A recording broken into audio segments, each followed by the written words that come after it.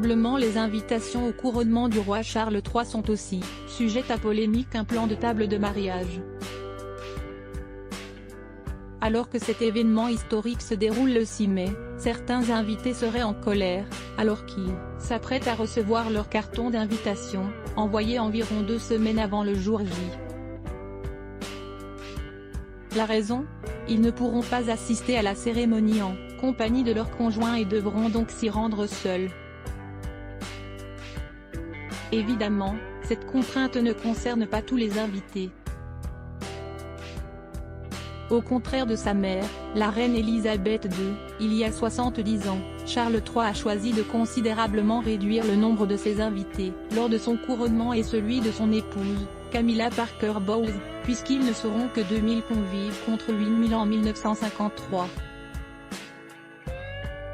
Et le nœud du problème ne viendrait pas du nombre d'invités, mais bien du lieu de la cérémonie.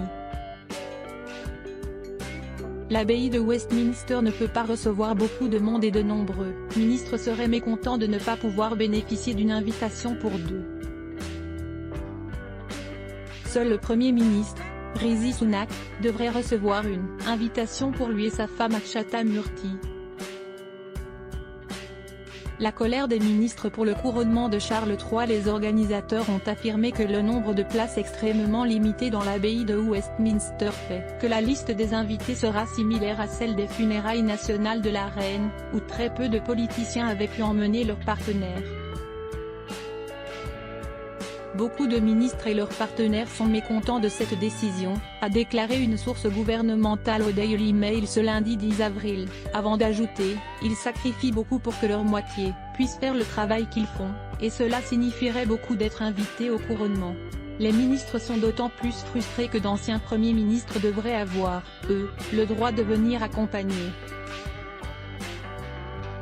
Un nombre limité de places supplémentaires pour les députés et les pairs a été partagé entre les différents partis et ont été décidés par vote. Outre la famille royale, les dignitaires étrangers et les hommes politiques sont attendus lors du couronnement des amis proches du roi, des représentants d'organisations caritatives et des mécènes.